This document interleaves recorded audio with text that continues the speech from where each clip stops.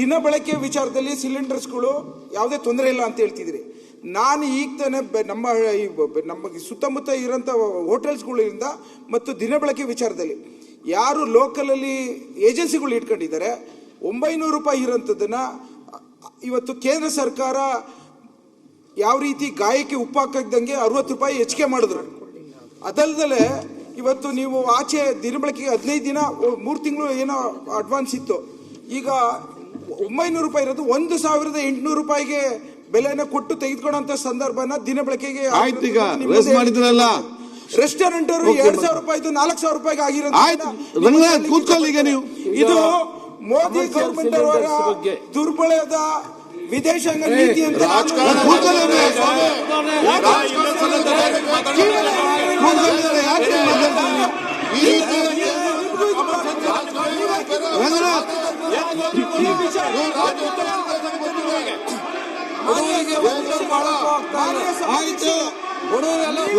ಮಾಡ್ಕೊತಿದ್ದೀರಿ.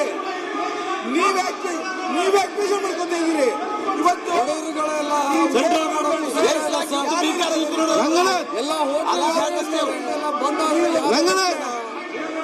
ಈಗ ಮಾನ್ಯ ಸಭಾಧ್ಯಕ್ಷರೇ ಬೇರೆ ಸಂದರ್ಭ ಇರ್ತದೆ. ಇವತ್ತು ಯುದ್ಧ ನಡೆಸಿದ ಸಂದರ್ಭದಲ್ಲಿ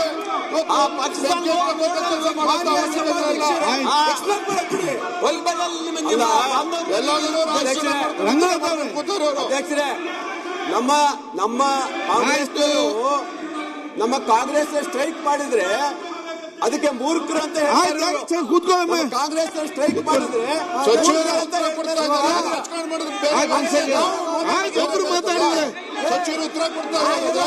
ಆಯ್ತು, ಸಚಿವರು ಉತ್ತರ ಕೊಡ್ತಾರೆ. ಮಾತಾಡ್ತಾರೆ ನೋಡಿ, ಜೀರೋ ಅವರಲ್ಲಿ ಮಾತ್ರ ಸಿಂಹದಲ್ಲಿ ಮಾತಾಡಿ ಮಂತ್ರಿ ಉತ್ತರ ಕೊಡ್ತಾರೆ. ಮಂತ್ರಿಗಳು ಉತ್ತರ ಕೊಡ್ತಾರೆ. ಅದಕ್ಕೆ ಕಾಂಗ್ರೆಸ್ ಆಯ್ತು, ಓಕೆ ಆಯ್ತು, ಕೂತ್ಕೊಳ್ಳಿ. ಸ್ಟ್ರೈಕ್ ಮಾಡಿದ್ರೆ ಮಂತ್ರಿ ಉತ್ತರ ಮಂತ್ರಿಗಳೇ ಮೋದಿ ಬಗ್ಗೆ ಎಷ್ಟು ಭಯ ಮಂತ್ರಿಗಳು ಉತ್ತರ ಕೊಡಿ. ಅರಗೋದಿಲ್ಲ ಅವ್ರಿಗೆ. ಮುಂಜಾನೆಯಿಂದ ಸಂಜೆ ಮೋದಿ ಜಪನ ನೀವು ಅಧಿಕಾರ ನಡೆಸೋ ಟೈಮಲ್ಲಿ ಸಿಕ್ಕಂತಿಲ್ಲ. ಆಯ್ತಪ್ಪ, ಇವಾಗ ಮಾತ್ರ ಆಗ್ತದ. ಒಂದ್ ಸೆಕೆಂಡ್, ಈಗ ಅಲ್ಲಿ ಸಮಸ್ಯೆ ಬಗೆಹರಿಸಿಗೆ ನೋಡಿ. ಈ ಚರ್ಚೆ ಬಿಡಿ, ಕೂತ್ಕೊಳ್ಳಿ. ಒಂದ್ ನಿಮಿಷ ಸರ್, ಅಡ ಒಂದ್ ನಿಮಿಷ ಸರ್,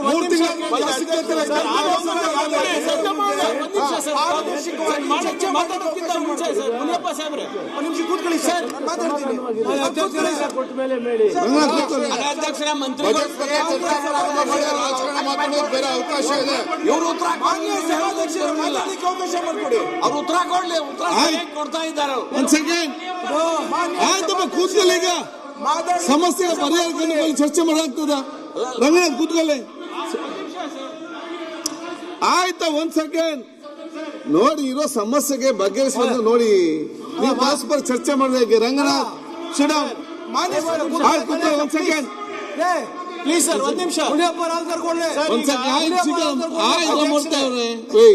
ಅಧ್ಯಕ್ಷರೇ, ಈಗ ಆತಂಕ ಯಾಕೆ ಸಾರ್ವಜನಿಕರು? ಈಗ ಗ್ಯಾಸ್ಗೆ ಸಂಬಂಧಪಟ್ಟ ಮಾತ್ರ ಚರ್ಚೆ.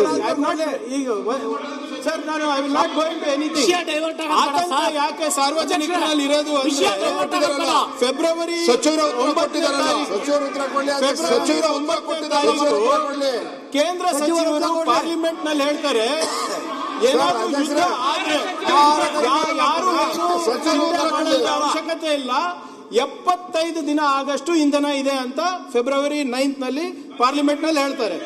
ಮಾರ್ಚ್ 6 ಏನಂತಾರೆ, ಪೆಟ್ರೋಲಿಯಂ ಮಿನಿಸ್ಟರ್ ಯಾವುದೇ ಶಾರ್ಟೇಜ್ ಇಲ್ಲ ಅಂತ ಹೇಳ್ತಾರೆ. ಈ ರೀತಿ ಆತಂಕ ಮಾರ್ಚ್ 7ನೇ ತಾರೀಕು ಏನ್ ಮಾಡುತ್ತೆ, ಸಚಿವರು ಡೊಮೆಸ್ಟಿಕ್ ಸಿಲಿಂಡರ್ 115 ರೂಪಾಯಿ ಏರಿಕೆ ಮಾಡಿ ಅದಾದ್ಮೇಲೆ ಕೇಂದ್ರ ಸರ್ಕಾರ ಮಾರ್ಚ್ 15 ತಾರೀಕು ಏನ್ ಮಾಡುತ್ತೆ, ಎಸೆನ್ಷಿಯಲ್ ಸರ್ವಿಸಸ್ ಮೇಂಟೆನೆನ್ಸ್ ಆಕ್ಟ್ ಅನ್ನ ಜಾರಿ ಮಾಡ್ತಾರೆ. ಎಸ್ಮಾ ಆಕ್ಟ್ ಯಾವಾಗ ಜಾರಿ ಆಗೋದು? when there is a crisis. From February 9 till March 10th, government is saying no need to panic, and you have got to ESMA. ಬರ್ತಾ ಇತ್ತು. ಮಂತ್ರಿ ಉತ್ತರ ಕೊಡಿ. ಮೋದಿ ಸರ್ಕಾರ ಓಕೆ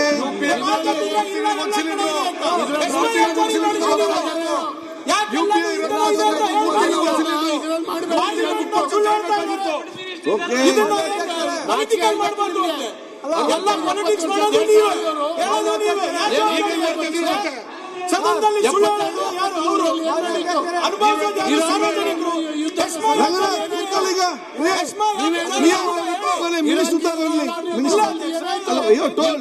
ನೀವು ಹೇಳಿದ್ದೀರಿ, ಅವ್ರು ಮಾತಾಡ್ಲಿ. ಗೊತ್ತಿದೆ. ಕೂತ್ಕೊಳ್ಳಿ, ರೆಡಿ ಅವರೇ. ನಿರ್ಭೀತ, ನಿಷ್ಪಕ್ಷಪಾತ, ವಿಶ್ವಾಸಾರ್ಹ ಸುದ್ದಿಗಳಿಗೆ ಮತ್ತೊಂದು ಹೆಸರಾಗಿರೋ ನ್ಯೂಸ್ 18 ಕನ್ನಡ ಈಗ ಆಪ್ನಲ್ಲೂ ಲಭ್ಯ ಇದೆ. ದಯವಿಟ್ಟು ಇಲ್ಲಿರೋ QR ಕೋಡ್ ಅನ್ನ ಸ್ಕ್ಯಾನ್ ಮಾಡಿಕೊಂಡು ಆಪ್ ಡೌನ್ಲೋಡ್ ಮಾಡೋದಕ್ಕೆ ಮರಿಬೇಡಿ. ನಿಮ್ಮ ಬೆಂಬಲ ಹೀಗೆ ಸದಾ ನಮ್ಮೊಂದಿಗಿರಲಿ. ಧನ್ಯವಾದ.